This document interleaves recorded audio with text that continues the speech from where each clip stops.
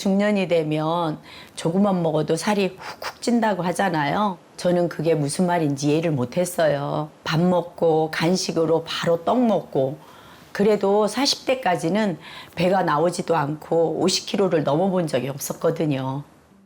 젊은 시절 나이살은 그저 남의 얘기인 줄로만 알았습니다. 하지만 50대에 들어서면서 특히 복부에 집중되어 살이 찌기 시작했답니다. 제가 호텔 일을 30대부터 해왔거든요. 그런데 50대 중반에 호텔에 어려운 일이 생겼어요. 정말 무척 힘들었어요. 그때 스트레스를 풀 길이 먹을 것밖에 없더라고요. 하루에 많게는 5끼 정도까지 먹은 적이 많았던 것 같아요. 가뜩이나 살이 잘 찌던 중년에 스트레스까지 받게 되면서 모든 걸 먹는 걸로 풀었던 하은 씨. 그런데 스트레스 받을 때 먹는 거는 젊을 때도 해본 거거든요. 그런데 그때는 한두 끼만 굶으면 다시 예전으로 돌아가서 살이 잘 빠지고 했거든요. 그런데 50대 이후에는 절대 안 빠져요. 오히려 점점 더 살이 찌는 거예요. 젊은 시절에 했던 다이어트는 더 이상 통하지 않았고 그러는 사이 건강에 문제가 생겼습니다. 살이 안 빠지고 기운도 좀 없는 것 같아서 검진을 받아봤는데 혈압이며 콜레스테롤 수치며 모든 게 경계 수준으로 높더라고요. 지금 내장 지방을 꼭 빼야 나중에 더 큰 고생을 안는다고 말씀하시더라고요. 건강이 더 악화되는 걸 막기 위해서라도 내장 지방을 빼야만 했고 자신만의 방법을 찾아 17kg 감량에 성공했습니다. 사업을 꾸리는 것만큼 힘들었던 중년의 다이어트. 그때 하게 된 게 생각의 전환이랍니다. 중년에도 쉬운 다이어트 방법이 분명 어딘가 있을 거라 생각했다는데요. 이것으로 미팅 마무리할게요. 수고했어요. 네. 아, 근데 대표님 저번에 저희 엄마서 대표님 뵀잖아요. 그때 대표님 어쩜 이렇게 살을 이쁘게 빼셨냐고 자꾸 물어보시던데요. 살을 뺀 후 하은 씨가 가장 많이 듣는 말입니다. 자, 짠 이거예요. 이거 관리하는 데 도움이 될 거예요. 내가 매일 챙겨 먹는 알파시디거든요. 뱃속 내장 지방 있죠? 네. 그거 배출하는데 내가 도움을 많이 받았거든요. 중년의 나이에 17kg 감량에 성공할 수 있었던 건 바로 알파시디 덕분이랍니다.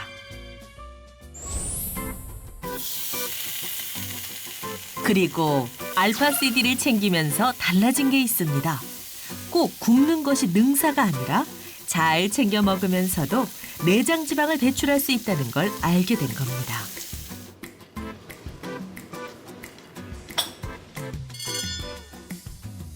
제가 제일 좋아하는 게 고기거든요. 그런데 고기에는 지방이 많이 있으니까 식단할 때는 절대 안 먹게 되더라고요. 그래서 풀만 먹었는데 풀만 먹으니까 힘이 없고 일을 못 하겠더라고요.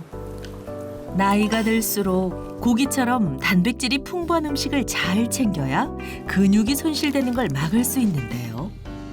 그리고 맛있게 영양소를 채울 수 있어서 매 끼니마다 챙긴답니다. 고기에도 지방이 적은 안심 같은 게 있는데 저는 삼겹살처럼 지방이 적절하게 있는 고기가 더 고소하고 맛있더라고요. 맛있게 식사를 마치는가 싶더니 삼겹살 한 접시를 다 먹고 나서 곧바로 항정살을 굽는 하은 씨.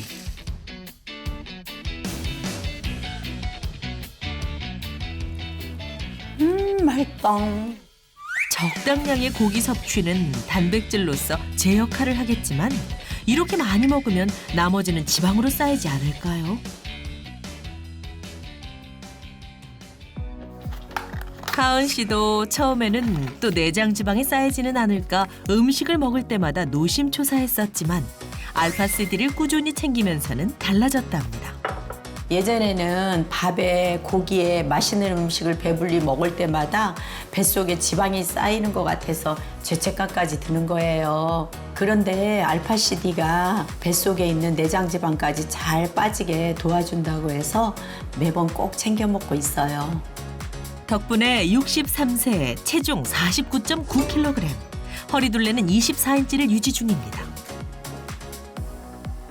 무엇보다 다이어트 성공 후 움츠러들었던 자신감도 되찾았답니다. 예전에 살이 엄청 쪘을 때는 마음에 안 드는 옷을 입으면 그게 뭐라고 그렇게 위축되더라고요.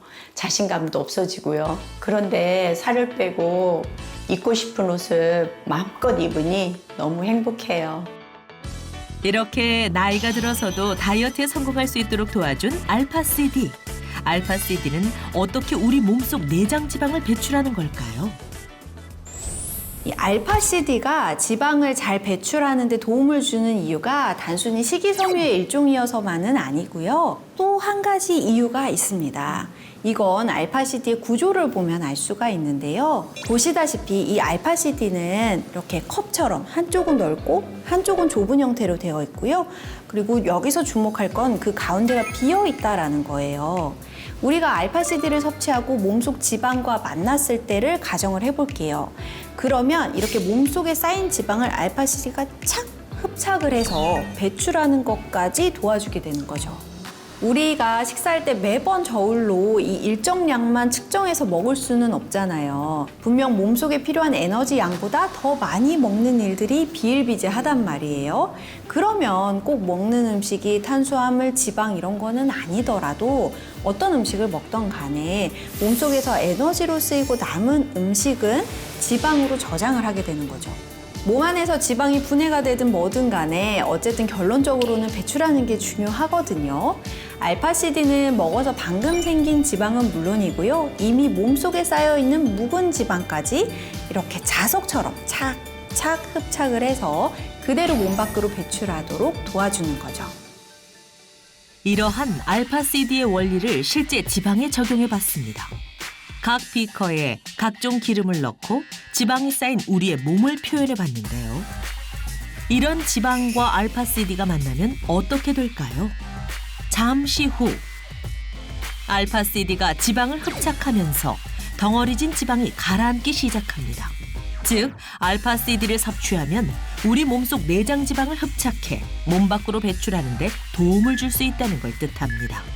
실제 알파CD를 넣은 쪽의 지방이 줄어든 것을 확인할 수 있었습니다. 알파CD의 기본 원리는 지방을 흡착해서 몸 밖으로 배출시킨다는 건데요. 실제로 알파CD 2g을 섭취했을 때 식사로 섭취한 지방 일부가 몸에 쌓이지 않고 배출되는 데 도움이 됐습니다. 무게로 따지면 알파CD 1g을 섭취했을 때 우리 몸속에서 무려 9g에 해당하는 지방을 흡착해서 배출하는 데 도움이 된 겁니다. 우리 맛있는 음식은 고지방, 고열량일 때가 많잖아요. 맞아요. 네, 이런 지방이 높은 식사를 하면 중성지방 수치가 높아질 수 있거든요. 또 중성지방은 콜레스테롤의 수치를 높이고 이는 곧 당뇨병, 고혈압, 고지혈증으로 이어질 수가 있습니다. 저도 고지혈증 진단을 받고 약을 먹고 있는데 중성지방을 줄여야겠네요. 네, 여기에도 우리 알파CD가 도움이 될 수가 있는데요. 한 실험에서 고지방 식단을 하게 하면서 알파CD를 같이 섭취하게 했거든요.